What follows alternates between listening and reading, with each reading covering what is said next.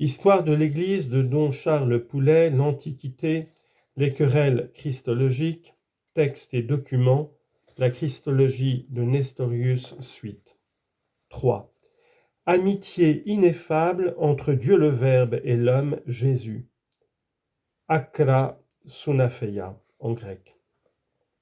Jamais on n'a vu que quelqu'un se soit servi du prosopone de Dieu en son propre prosopone, soit parmi les prophètes, soit parmi les anges. Mais le Christ notre Seigneur a dit, le Père et moi nous sommes un. Jean chapitre 10 verset 30. Celui qui me voit, voit Dieu. Jean chapitre 14 verset 9.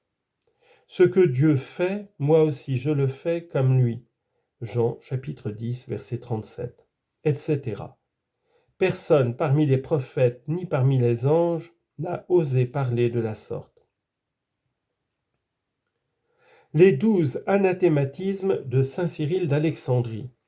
Premièrement, quiconque ne reconnaît pas que l'Emmanuel est véritablement Dieu, et que par suite la Sainte Vierge est mère de Dieu, puisqu'elle a donné naissance selon la chair au Verbe de Dieu fait chair, qu'il soit anathème.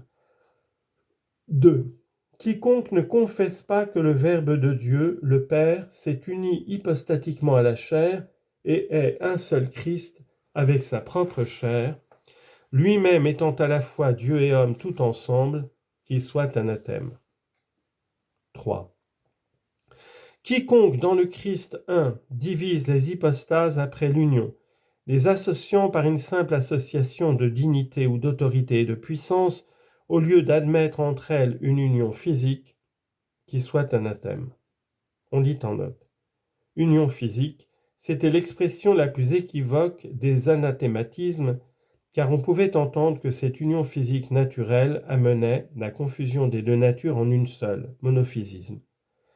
Dans ses explications ultérieures, Cyril a maintenu d'une manière très précise la distinction des deux natures après l'union. Fin de note. 4. Quiconque divise entre deux personnes ou hypostases les expressions employées au sujet du Christ dans les écrits évangéliques et apostoliques, ou bien encore par les saints ou par le Christ lui-même, attribuant les unes à l'âme considérée à part du Verbe de Dieu le Père, et les autres au seul Verbe de Dieu le Père, qui soit anathème. 5. Quiconque ose dire que le Christ est un homme qui porte Dieu, Théophore, au lieu de dire qu'il est vrai Dieu, qu'il est le Fils unique et par nature, même en tant que Verbe fait chair, et participant comme nous au sang et à la chair, qu'il soit anathème. 6. Quiconque ose dire que le Verbe de Dieu le Père est le Dieu et le Maître du Christ, au lieu de reconnaître que le Christ lui-même est tout à la fois Dieu et homme, puisque, conformément à l'Écriture, le Verbe s'est fait chair, qu'il soit anathème. 7. Quiconque affirme que Jésus est mu comme homme par le Verbe divin, et que la gloire de Fils unique lui a été surajoutée comme à quelqu'un de distinct du Fils unique, qu'il soit anathème. 8. Quiconque ose dire que l'homme pris par le Verbe doit être co-adoré et co-glorifié et co-nommé Dieu avec le Verbe divin, comme un autre avec un autre, entre parenthèses, la particule co, sun en grec, suggère en effet cette idée de dualité, fermez la parenthèse. Au lieu d'honorer l'Emmanuel d'une seule adoration et de lui accorder une seule glorification en tant que Verbe fait chair, qu'il soit anathème.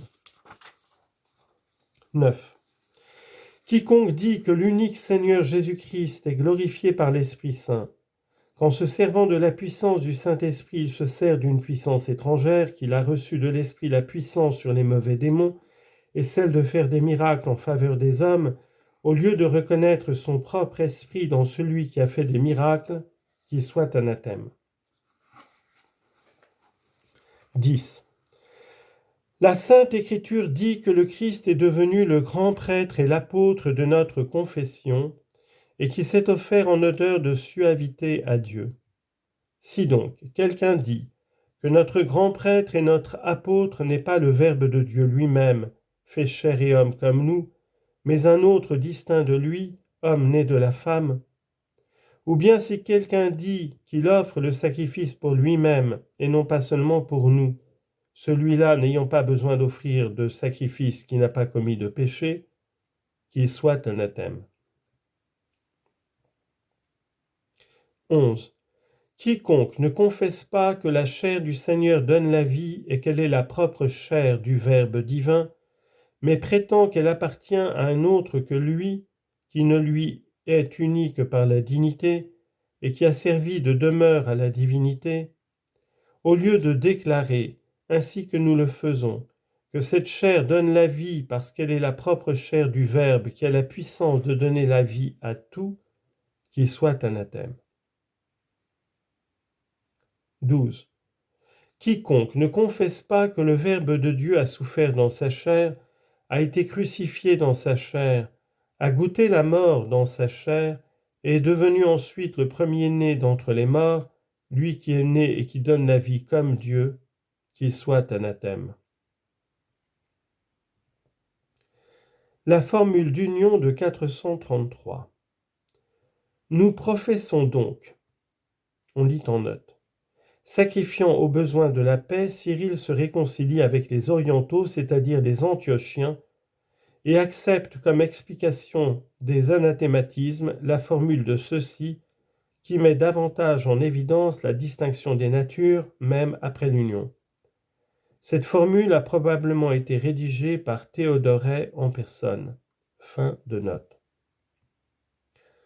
Nous professons donc que notre Seigneur Jésus-Christ, Fils unique de Dieu, est vrai Dieu et vrai homme, composé d'un corps et d'une âme raisonnable, qu'il a été engendré du Père avant tous les temps quant à la divinité, et quant à l'humanité qu'il est né de la Vierge Marie à la fin des temps pour nous et pour notre salut, qu'il est consubstantiel au Père selon la divinité, consubstantiel à nous selon l'humanité, car il s'est produit une union des deux natures, aussi ne reconnaissons-nous qu'un seul Christ, un seul Fils, un seul Seigneur. À cause de cette union exempte de tout mélange, nous reconnaissons également que la Sainte Vierge est Mère de Dieu, parce que Dieu le Verbe s'est fait chair, s'est fait homme, s'est adjoint à partir de la conception le temple, l'humanité qu'il a pris d'elle. On lit en note. On remarquera que Cyril, dans le deuxième anathématisme, avait condamné ceux qui parlaient de la chair comme de la demeure de la divinité. En souscrivant la profession des orientaux, il montre que cette expression est susceptible d'une interprétation orthodoxe. Fin de note. En ce qui concerne les expressions évangéliques et apostoliques au sujet du Christ, nous savons que les théologiens appliquent une partie d'entre elles aux deux natures parce qu'elles s'adressent à une seule personne, tandis qu'ils distinguent les autres parce qu'elles s'adressent à l'une des deux natures. On lit en note. Le quatrième anathématisme est certainement visé ici. On reconnaît qu'il est légitime de distinguer entre les expressions qui visent la nature divine et celles qui visent la nature humaine, à condition de ne pas les rapporter à deux personnes distinctes. Au fond, Cyril n'avait pas dit autre chose. Fin de note. Les expressions qui conviennent au Dieu s'adressent à la divinité, tandis que les expressions qui marquent l'abaissement s'adressent à l'humanité.